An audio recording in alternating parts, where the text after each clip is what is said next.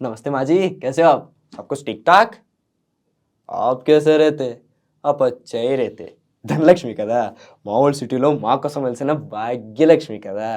నేను మీ ప్రకాష్ ప్రకాష్. పేరులో బోల్డంత క్యాష్ ఇచ్చావు, కానీ చేతిలో ఏమీ లేదు. అయినా నేనేం అడిగాను? కార్లు అడిగానా, బంగ్లాలు అడిగానా? ఒక్క కోటే కదా అడిగింది. అయినా గత 10 సంవత్సరాల నుంచి సెలవు రోజులు, కర్ఫ్యూ రోజులు, పోలీసు నుంచి వాళ్ళు ఆటి నుంచి తప్పించుకుని పూజ చేసి రాకపోయి నేను వచ్చి పూజ చేసి అయినా 20 ఆ కుర్చీ ఏదో తిప్పచ్చు కదా. ఇక్కడ నుంచి నాన్ స్టాప్ గోల్డ్ కేసు పడుతుంటే అదేదో తిప్పచ్చు కదా, అయిపోతాగా, కోటీశ్వరని అయిపోతాగా.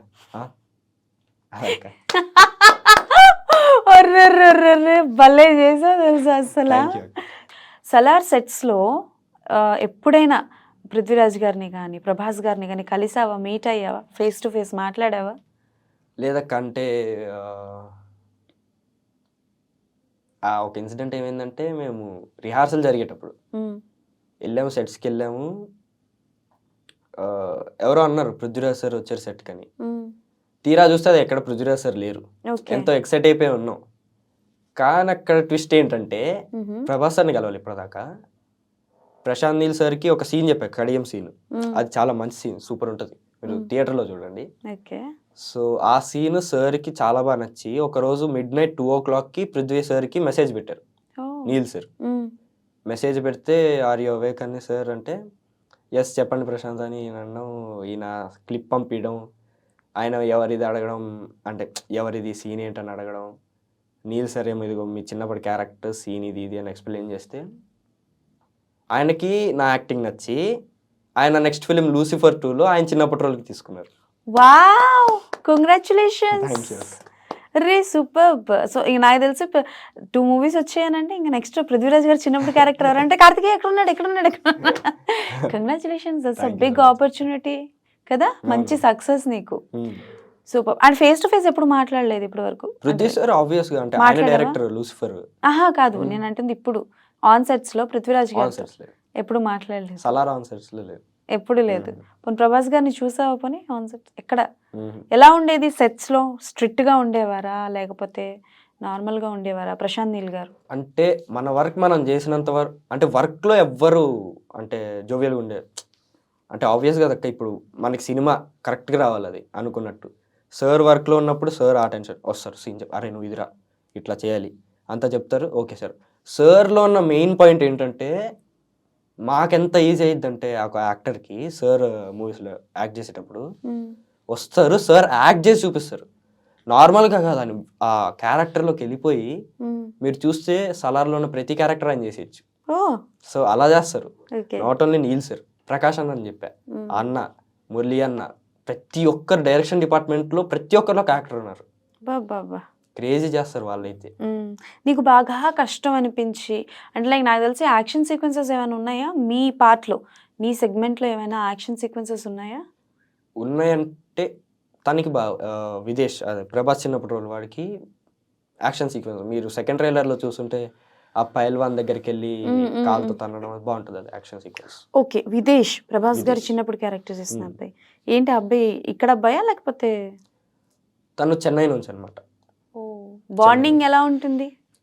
బాండింగ్ ఇంగ్లీష్లో మాట్లాడుకోవడం, ఇంకా ఇద్దరం తెలుగు తెలియం ఇల్లులో వాళ్ళ నుంచి చిన్న చిన్న కీవర్డ్స్ వచ్చాయి.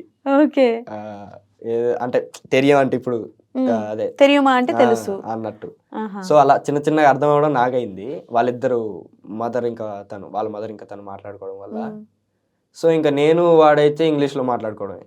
ఓకే, కానీ మేము రిహార్సల్స్ చేయడం, చాలా రోజులు కలిసి ఉండడం, అంటే షూట్ కొన్ని రోజులైనా రిహార్సల్స్, రీషూట్స్, మధ్యలో గ్యాప్స్, దీనివల్ల ఇద్దరికి మంచి బాండింగ్ ఏర్పడింది.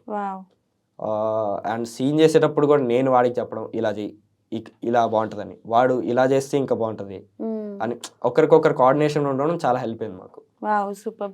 సో విదేశ్ క్యారెక్టర్ ఎలా ఉండబోతుంది అంటే లైక్ ప్రభాస్ గారి క్యారెక్టర్ ఎలా ఉంటుందో అందరూ ఎక్స్పెక్ట్ చేసాం అనుకో, ఇలా ఉంటుంది ఇలా ఉంటుందని. ఇప్పుడు పృథ్వీరాజ్ గారు చిన్నప్పుడు క్యారెక్టర్ చేస్తున్నావు అని అంటే నీ మీద ఒక ఎక్స్పెక్టేషన్స్ ఉంటాయి. ప్రభాస్ గారు చిన్నప్పుడు క్యారెక్టర్ పిల్లడు చేస్తున్నాడంటే ఆ పిల్లడి మీద ఒక ఎక్స్పెక్టేషన్స్ ఉంటాయి.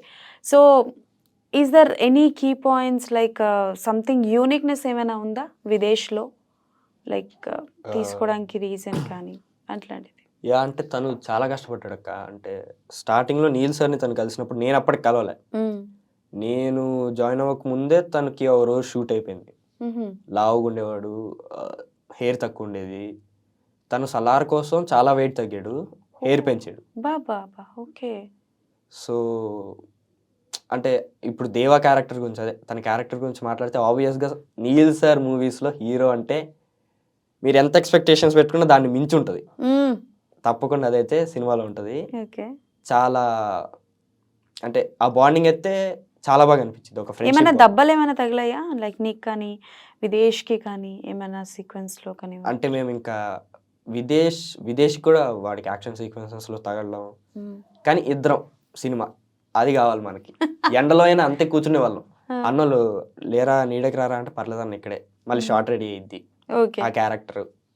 మళ్ళీ ఇప్పుడు నీడకి వెళ్ళి కూర్చొని మళ్ళీ వచ్చి ఆ మూడ్లోకి వెళ్ళి ఎంత ఎందుకన్నా నీడ ఉన్నా కూడా అంతే కూర్చునే వాళ్ళం.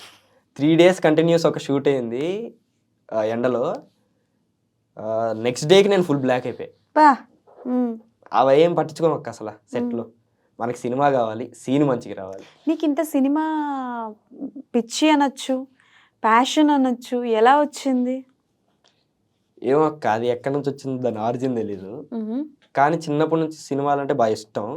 ఇంకా సినిమా ఫీల్డ్లోకి వచ్చాక అది ఇంకా పెరిగింది.